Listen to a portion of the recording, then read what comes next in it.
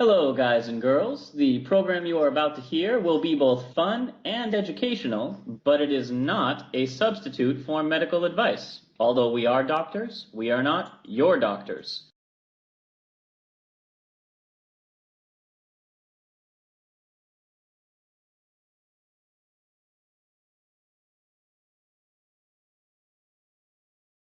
Hello, and welcome to Travel Medicine. As always, I'm your friendly neighborhood internal medicine doc, Dr. J. Hey, all. This is Dr. Santhosh coming at you. And actually, this is Dr. Santhosh after dark. I mean, it's gotten dark and then it got light again, and now it's kind of getting dark right now. This will make more sense in just a bit when we start getting into our the meat of the episode. But We're I off am to attack the technically Fire Nation. We're off to attack the Fire Nation, Santosh. I of all the things on this beautiful continent of ours, I think it would have been the most glorious thing if, and I haven't seen this online yet, if someone had just gone off and Civil War reenactment style had done the Eclipse episode of Avatar The Last Airbender underneath the totality of the eclipse. I think it would have warmed my heart. I don't think it happened. So, listening audience, we are going to be talking about the day of the Black Sun, which Ooh. we really should have put this episode out a week ago, but here we are, and here you are, and so now is when you're getting it. I I'm kind of embarrassed. This is the first time ever that we have been late to an occasion. I defy you, Josh, to find another time when Travel Medicine Podcast. Usually we're so punctual. Think of this as just prepping for the next eclipse. But Oh yeah, we're 25 years ahead of schedule. 20 years.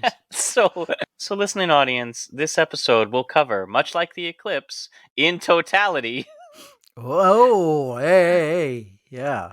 nothing but the sun. Well, maybe a little bit more. And you may be wondering, what could an eclipse possibly have to do with medicine?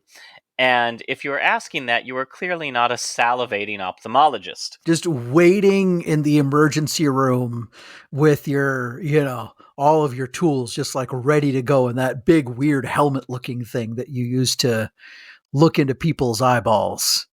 Yeah. So Santosh, did you get a chance to watch the eclipse?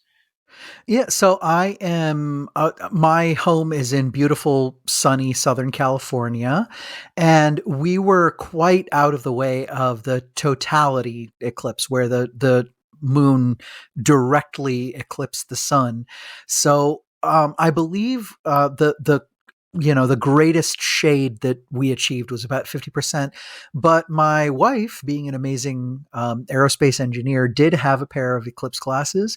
And I did at the peak of the eclipse, the most eclipsing that we could see from our side, which was about 50 to 60%.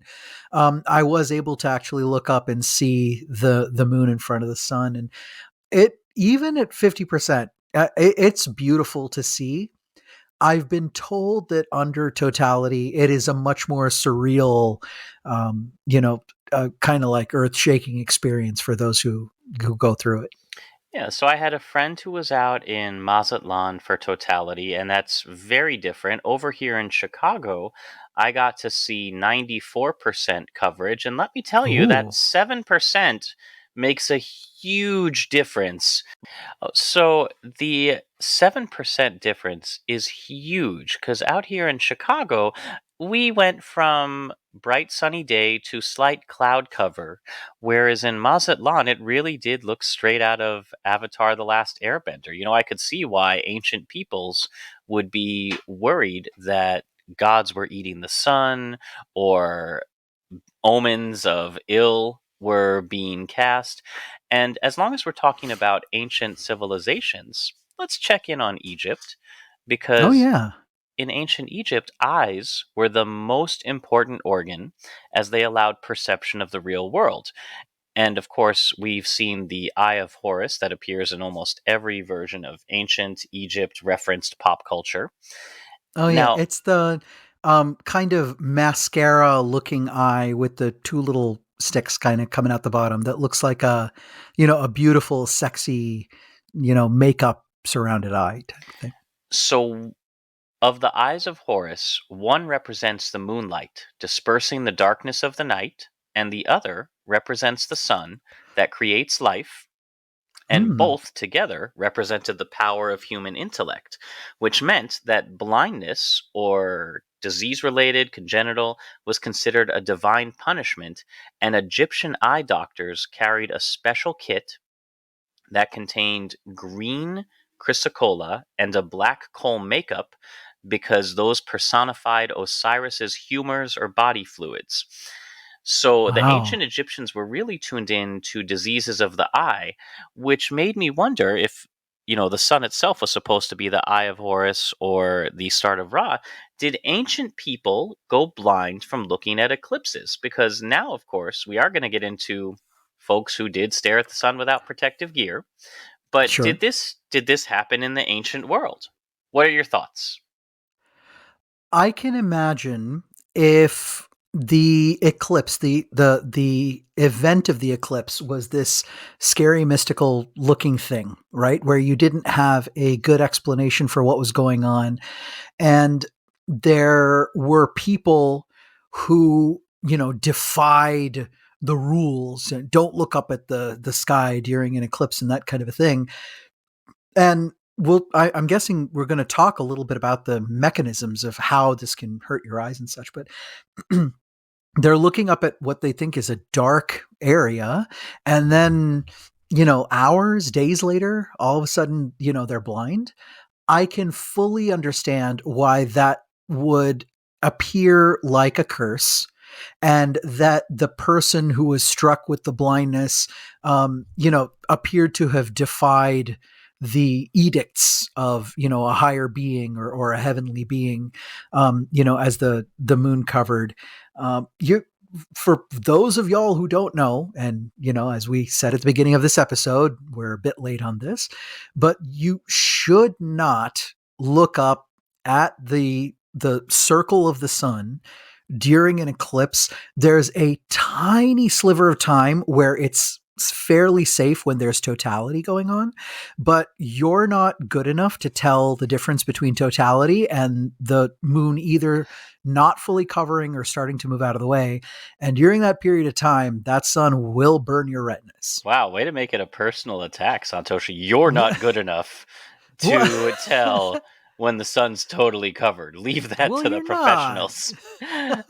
No. So did this happen in ancient times? Well, it probably wasn't a mass blindness as there weren't huge Yes. viewing parties. People, as you mentioned, considered this something of a religious significance, meaning you stayed indoors if the entire world went dark at midday. That wasn't the kind of thing you were staring up at the sky for. Now, Yeah. we do have Unless you had mad hubris. Now, we do have an account from around 450 BC by Thucydides, who was a Greek who wrote the history of the Peloponnesian War. He Hmm. did not believe most of the superstitions of the times. He thought the prophets were scam artists, that it didn't really Oh. have anything to do with the gods or omens of the future, and he does discuss eclipses for a couple paragraphs, but he also notes that even though I don't believe this, I think it's all superstition. A lot of Greeks who went outside during a solar eclipse had gone blind, so you probably should just stay indoors. Oh wow. Uh, Okay. you also, if we skip ahead a few years, during the 15th to 18th centuries, so nice big chunk of time, you could Sure. easily identify navigators on ships because they would, without fail, all be blind in one eye. Oh. Oh, this is the eye patch thingy. Yeah. Yeah, it wasn't just a fashion statement for pirates. It was how you would identify a navigator because let's face it, it took a lot of time, somewhere around 300 years, to invent a sextant that would allow them to find the midday sun by looking at the shadow rather than directly at the sun. Oh, I see. I see. So this is eclipse or no eclipse. They'd be looking up because they'd have to spot the sun. Because that's how you got from one place to another before we had Oh, GPS. So, oh, easiest way to identify a ship's navigator is look for the person who's partially blind. oh. Okay. All right. So, there is nothing uniquely magical about eclipse radiation. When we say don't look at the sun, you should never look directly at the sun, eclipse or otherwise. So why do we make such a big deal of it during an eclipse? Well, the short answer is, like I mentioned just a little while back, because it gets so dark, you get fooled and you think you can look up at the sun without harm. That's basically the long and short of it. So let's go a little bit more into the long. Yeah. Normally, we can't force ourselves to look at the sun for more than a split second. We have involuntary reflexes that force us to squint and look away. You'll really notice this if you're driving into the sunrise or sunset. Sunrise, sunset. That reflex will still work when only a bit of the sun is covered by the moon. But the issue here is that as the sun gets eclipsed, your pupils will begin to dilate to accommodate the dimmer light. But the Oh, sun is still giving pretty dangerous levels of ultraviolet, which means more gets into your eyes. Now, this wouldn't be an issue if you're still doing that squint reflex, but the real risk comes in when there's just a teeny bit of the sun's disk peeking out. It's not the bright enough. sliver. Yeah, it's not bright enough to trigger that reflex, but there can still be enough infrared light to literally cook your retinas. And Oh, you don't feel this happening because there are no pain receptors in your retina. yeah. It sounds like there should be, right? Because we use terms like, "Oh, the light hurts my eyes." No, what you're feeling is not pain. That's actually, if you were to look into a bright light, like if you have a lamp in your room or something like that for too long, or if you wake up in the middle of the night and someone clicks the lamp on it, you don't feel pain. You feel a shock of a sense, but that's light hitting your retina and forcing you to kind of protect yourself, and it's a fairly complex loop, reflex loop that's established that way. You're absolutely right. Infrared is heat. It's that's the stuff that comes off of fire, etc., like that. You can't see it with your eyes.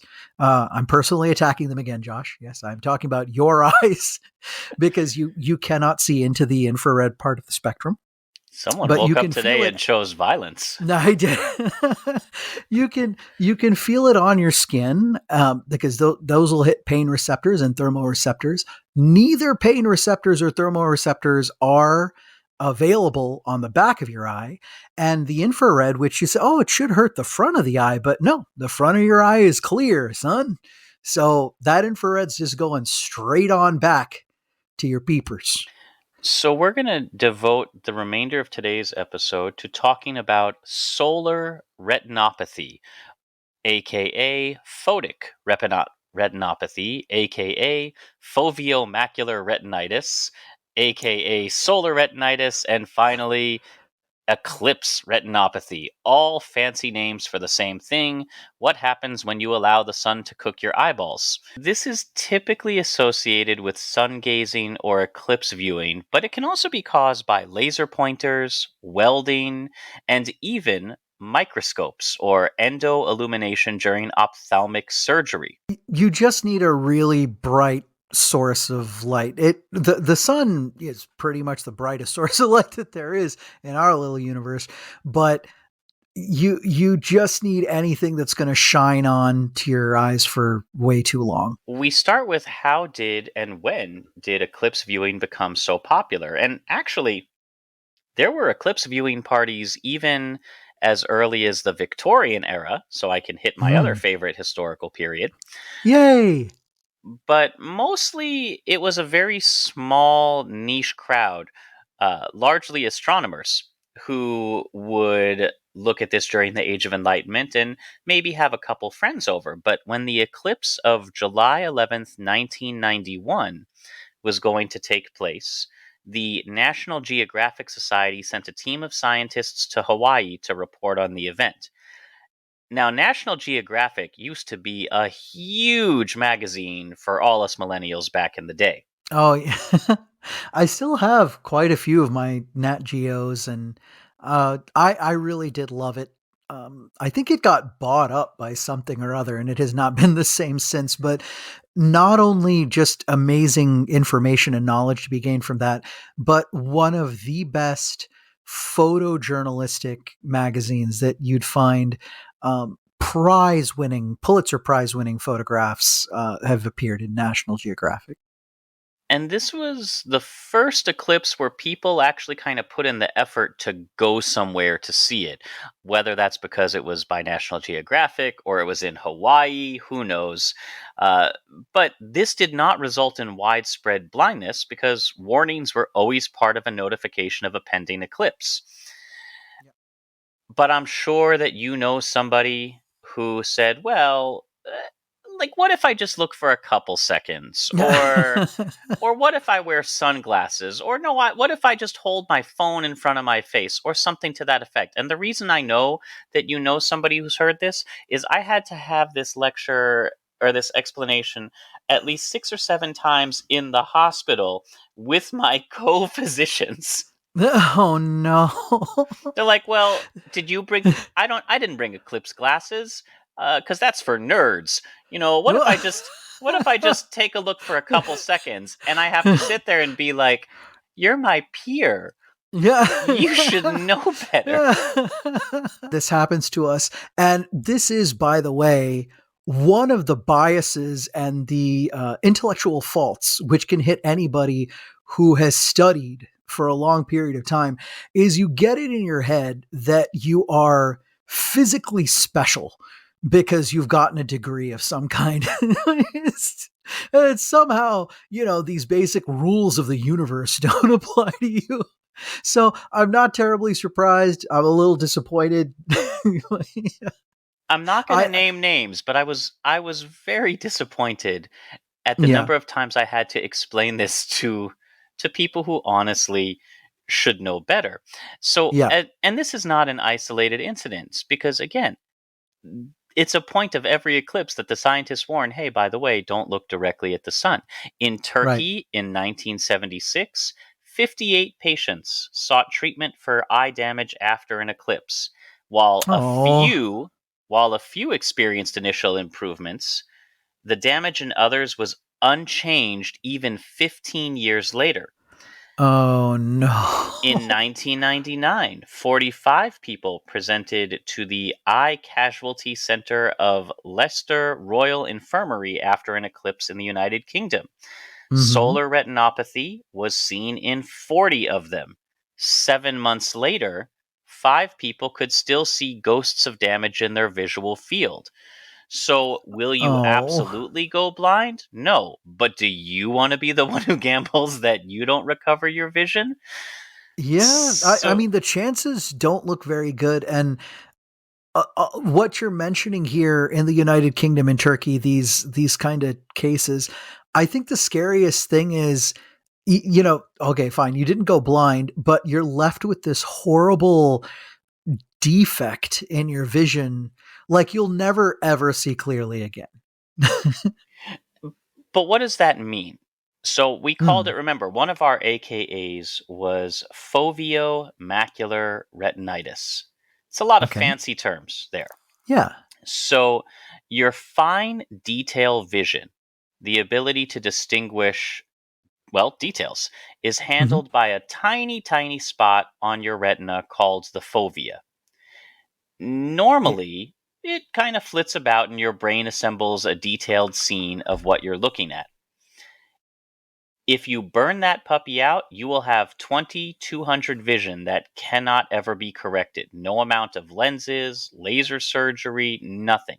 Now, here's where the gambling, the people who say, "Well, I looked at the sun and nothing happened to me."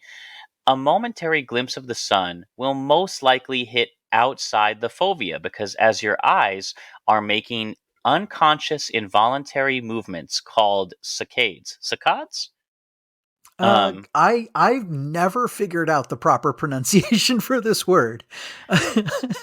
I've spoken to so many people. I think it's saccades, but so I might be wrong. we'll call it saccades. Your eyes are Saccades is good. your eyes don't continuously track like a roller ball. What they do is a lot of jump cuts, and They twitch, yeah. your brain takes those images and assembles them into one smooth picture. So because of all these jump cuts, looking at the sun will most likely hit outside the fovea, that fine detail vision, and even if it does, it will likely be too brief to do damage. But Yeah. if you stare at the sun for any Oh, prolonged period, and there you prolonged go. can mean even as many as 7 to 10 seconds, or you focus on a magnified image, such as looking through a camera, a telescope, this can damage your eyes. It increases the likelihood that the fovea will move into the path of the sunlight. As I said, there is no mysterious radiation that blinds people only during eclipses. Yeah.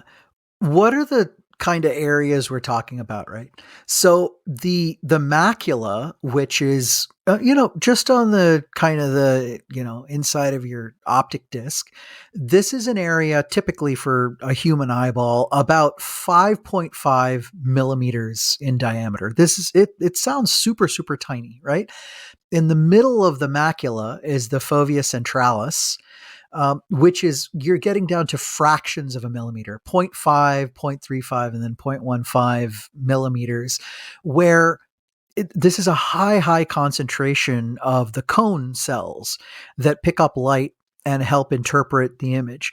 When you're looking straight at something and you want to focus in on it and you want to get the most detail of an object, you are asking your eye with the lens and everything else to take in the area of your vision and zoom in down to 0.35 millimeters, that exact little spot that you want to kind of really focus on and understand the detail. And you have vision around the rest of your eye, but this part is super super important. Okay, so imagine you burn out that area. You can't do that thing anymore where you focus on one spot.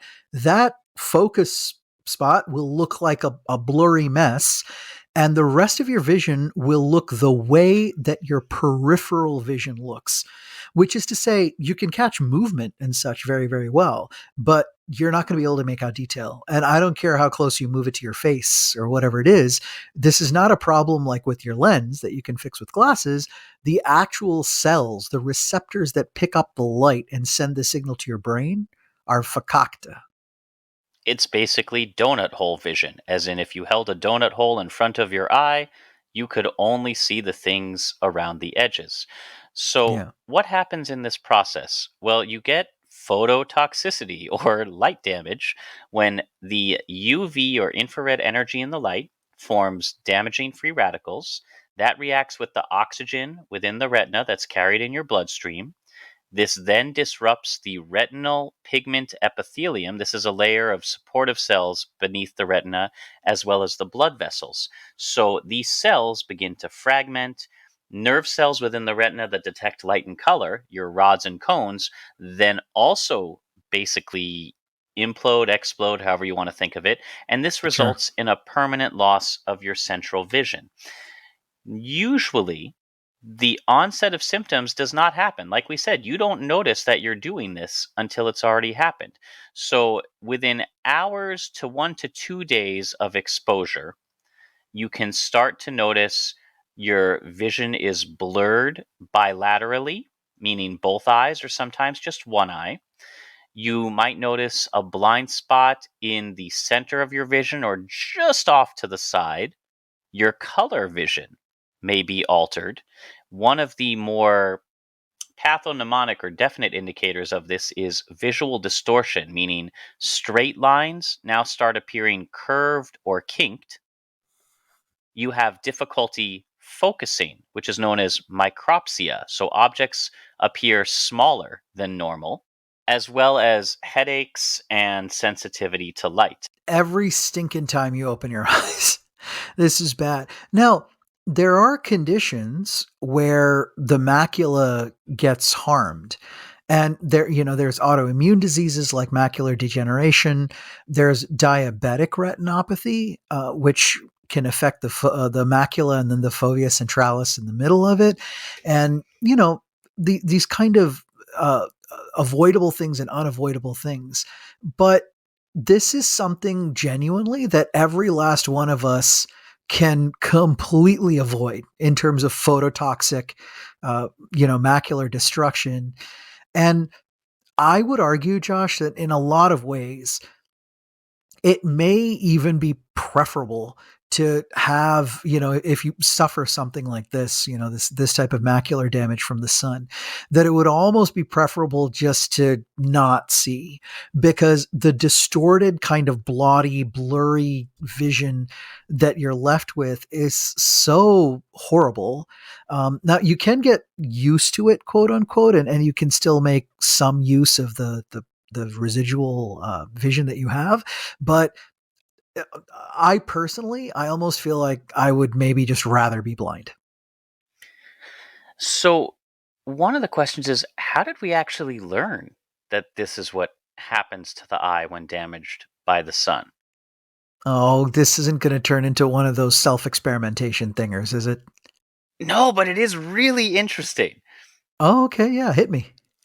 In 1993, Hope Ross et al. Studied ultrastructural pathologic changes of solar retinopathy. They're like, okay, we know that people can go blind from staring at the sun, but what's actually happening? How did we learn about that whole spiel of info I just dumped on you earlier? Sure. Yeah. The research team of Hope and Ross enlisted the cooperation of a 65-year-old man scheduled for enucleation for choroidal melanoma, meaning they found somebody who had to have his eyeball scooped out due to cancer. Got it. The patient agreed to stare into the sun 6 days prior to the removal of his eye. He's like, listen, I'm not going to be What? using this anymore. So, sure, for science, you want me to look directly into the sun? Fine. Okay. I'm hoping that there was like a pile of paperwork signed. They were taking the eye out anyway. He's like, oh No, no, I've lost my vision in the eye that you're scooping out of my skull. I get it. I understand, but there are ethical implications here still. What are the ethical implications? I Hey, you're losing the eye anyway. You mind if we take a look at it? Would you do us a favor? Just go ahead and look up. what?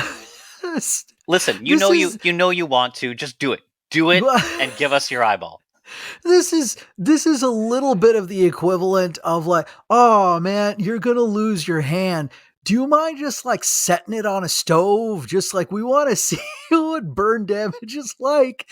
I Did Have you not been paying attention? Your uh eyeball doesn't have pain receptors in the retina. well, This would no, not be. I no, but it's still, you're asking a person to go through some degree of suffering here. So, You're right. You're right. It's unfair. okay, Would you yeah. stare at the sun for a couple seconds, which could be maybe painful with this non pain receptor right before we dig your eye out of its Oh, skull? okay, okay.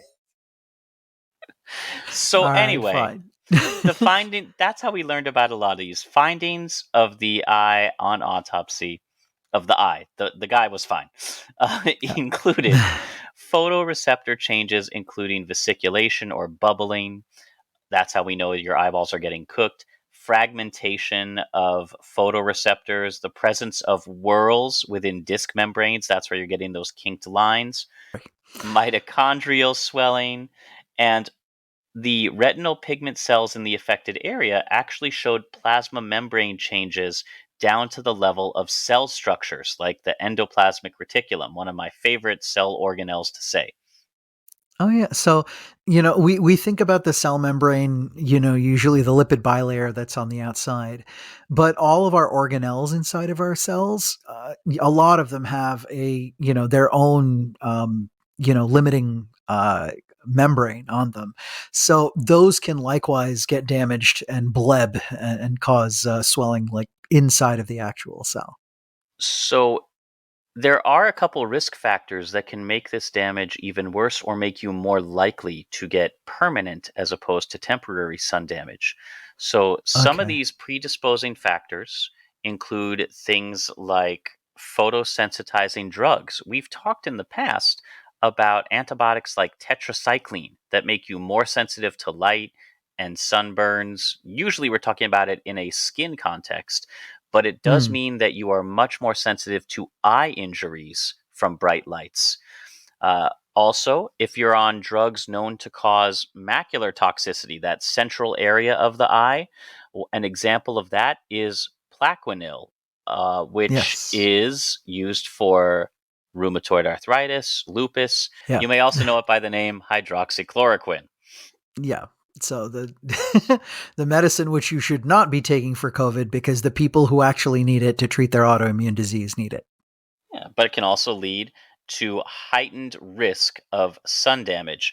Psychiatric disease is a risk factor Mm, okay. because apparently people with certain kinds of mental illness are more likely to look directly at the sun, to ignore that reflex that tells us to look away for unknown Oh, reasons. sure. Illicit drug use, if you're tripping the light fantastic on any kind of hallucinogen, and staring out at hallucinations or what you think is a spirit guide or just the weird things that these drugs can do to you, you are not going to be thinking about looking away from bright sources of light.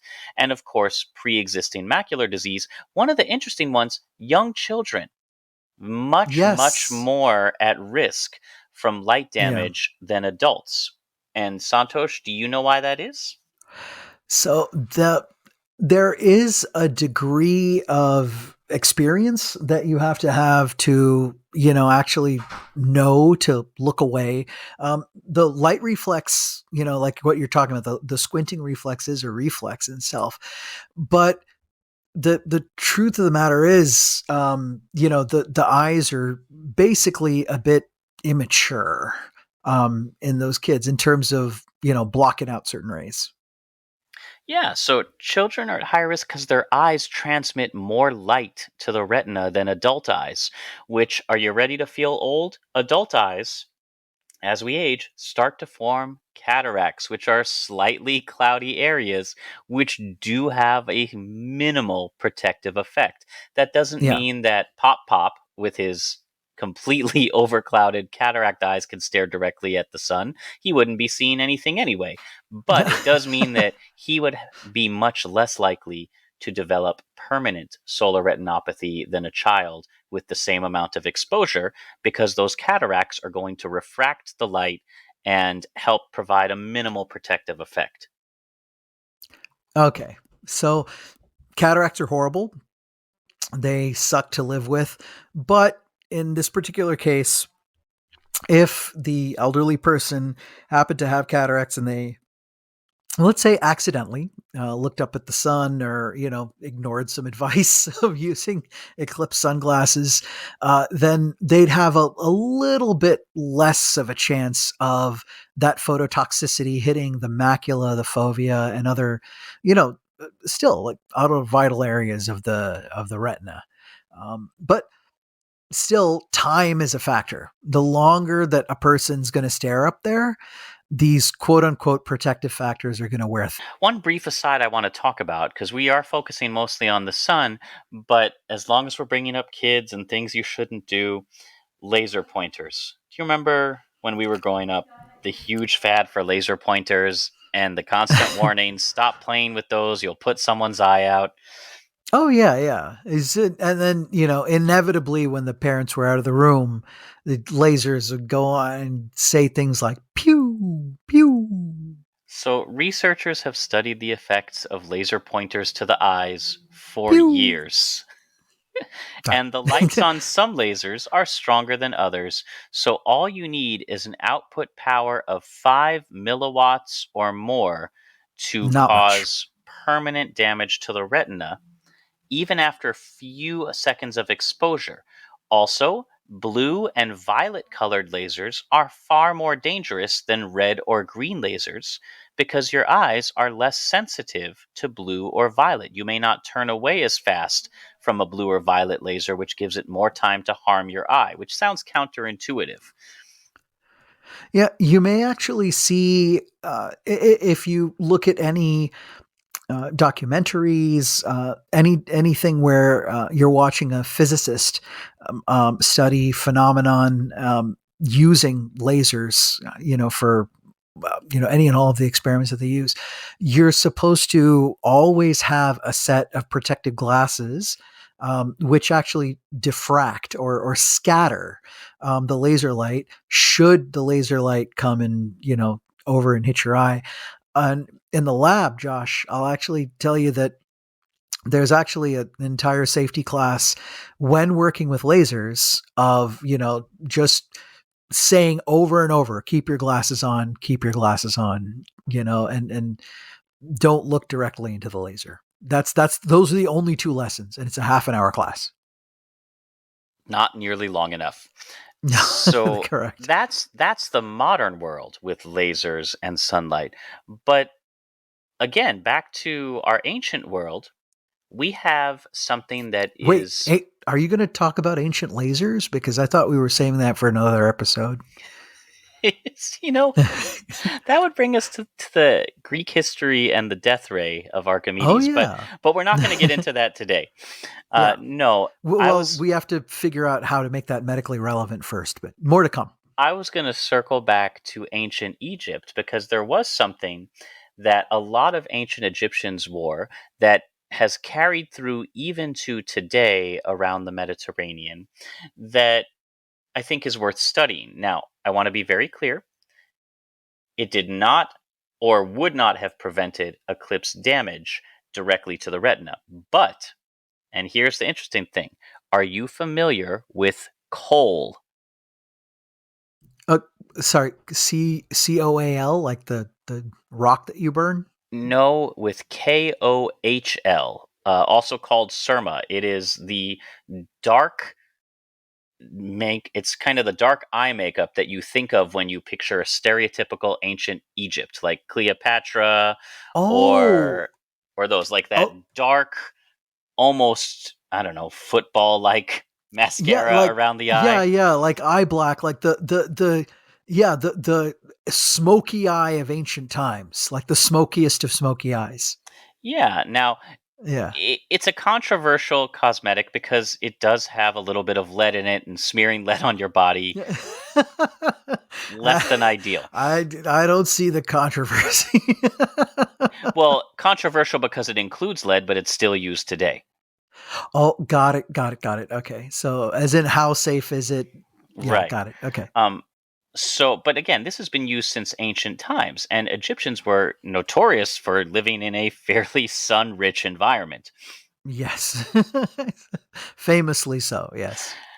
So, modern research shows that this kohl forms a very thin film on the eye lens, which means it helps to avoid the direct contact of harmful UV radiation, as well as cutting down the glare of the sun with the lens.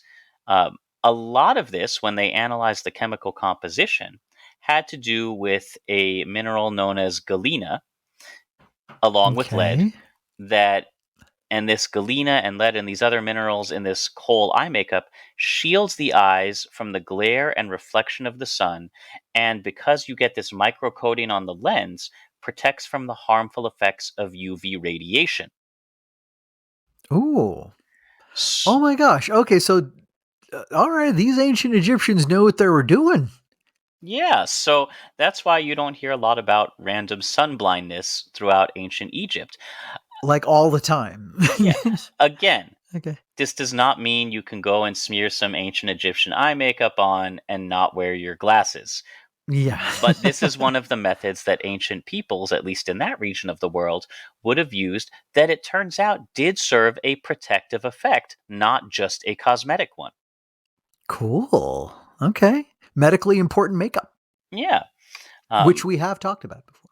so, Treatment and recovery. What happens if you do get solar retinopathy? You went out, you looked at the eclipse, you're listening to us now, and you're like, you know what? Yeah, it turns out my vision is a little blurry or dark or gone. Um, No- Sad news, no treatment, just prevention. Now, eclipse glasses should be we'll talk about eclipse glasses in a moment, but the visual prognosis of solar retinopathy is usually favorable, mostly because your eye has adapted over centuries and millennia of evolution to protect you from some degree of photochemical damage, which means in most cases, visual loss is at least partly reversible.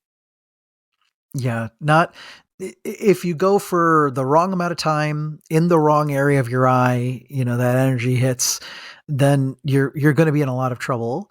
But just like a sunburn, if it's a mild damage, if it's quick enough, if it's in the more peripheral areas of your eye, which are, important for vision, but not for that focused, central vision, then there's ways for your eye and your brain to work together to get around it. And on occasion, the cone cells, the ones that would be damaged, they're not damaged quite enough that they die completely, that they can kind of bounce back. Recovery is spontaneous in nature. It's a little bit of a crapshoot, and it will Yeah. occur over the course of 3 to 6 months. Mm. Uh, as I said, may be incomplete. You may have permanent visual acuity defects. You may have central or paracentral scotomas, so little dark spots in your vision that never go away, and there's no way to know. So the main treatment is if you're noticing these kind of visual changes we've talked about, which again is any kind of loss of central vision, persistent blurry vision, straight lines looking kinked or wavy, uh, sudden alterations in your color vision, get yourself to an ophthalmologist post haste, because they need to be able to take a look and tell you, is this just some vasogenic edema? Do you just have a little bit of puffiness or buildup of fluids as a reaction to injury, or have you actively burned your eye out? So the main treatment is prevention, and that's done with eclipse glasses. So, how long have eclipse glasses been around? Because we talked about ancient Egyptian eye makeup, but when did we start looking directly at the sun and realizing we needed something to protect ourselves with? It sounds like we've known it for a very long time. I mean, we've called it as, superstition or religious things or whatever. It sounds like a lot of different civilizations understood that, it's bad to do this.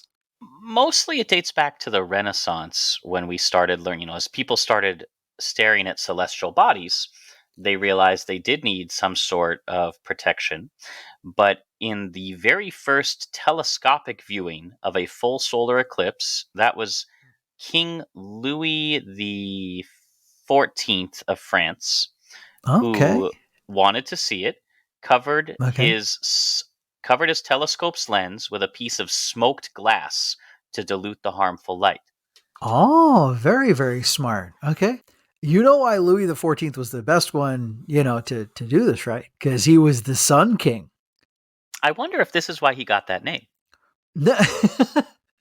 I think it might have been a little, self put of like Le Roi Soleil is, he was a little grandiose talking about like, oh, you're all my people and I am your son type of thing. Like brings you light. Don't look directly at me without Don't protective look. glasses.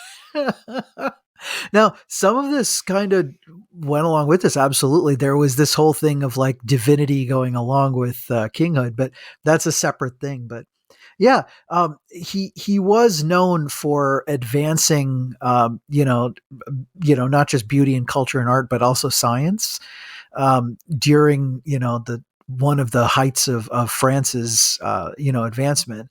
So wow, okay, so he understood to use a protective cover over the what do you call it, the telescope lens, huh? Yeah, so he would not burn his eyes out. Because again, remember, from the 15th to the 18th centuries, navigators were known and identified by being partially blind. So, Yeah. this smoked glass method remained popular throughout the early 19th century.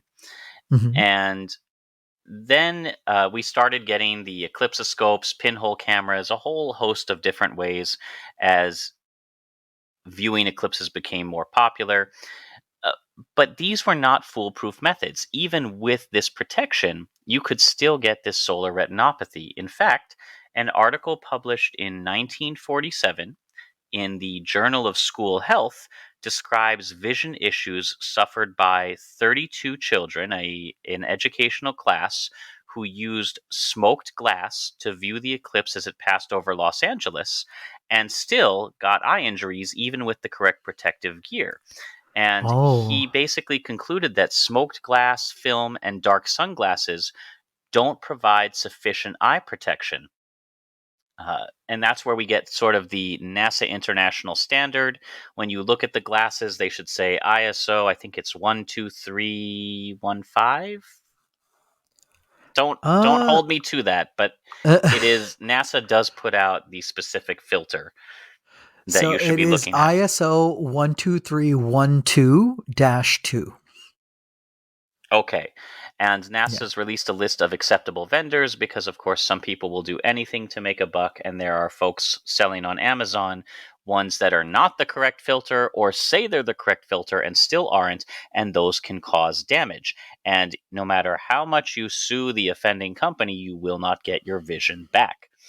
So, Yeah, and on the buy, these don't have to be expensive, super, expensive glasses and stuff. The ones that I used yesterday look like the old, the cheapy 3D glasses that we used to get in the 1980s. But just in the slot where you had the eye was the proper filter in there. So yeah, don't go for, oh my gosh, this thing costs like $100 or something. These can be as cheap as like $1, or some places close to NASA facilities hand them out for free. so does Warby Parker, most local libraries, every planetarium on Earth. Yeah. Um, So, current eclipse lenses are made from either mylar or black polymer, which is a resin that has carbon particles, which is used for all sorts of filters. And the way you can check is you should be testing your glasses before you look at the eclipse. You should put them on, and first you should see nothing. Then Yes. you can look at a lamp or a light bulb to ensure that when it's on, it can't be seen. The only thing you should be able to view through eclipse glasses is the actual sun. It should be too dark and obscure to see anything else other Yeah. than the sun. Yeah. And It, that's it takes a massive amount of light to cut through this particular filter, and if you've achieved that, then you've got it right. because these glasses reduce the sun's brightness by about 500,000 times compared to regular sunglasses, which only reduce sunlight by a factor of around 5 to 7. So you're 100,000 times shy if you're trying to use like bog standard sunglasses. Which is why, for my colleagues in the back, you can't look at the eclipse even if you're wearing sunglasses. Oh Lord Almighty. Yeah. So that is it. Hopefully, we have enlightened you. Oh, one last thing. Uh, as long as we started the episode off with talking about Avatar: The Last Airbender, Oh the yeah.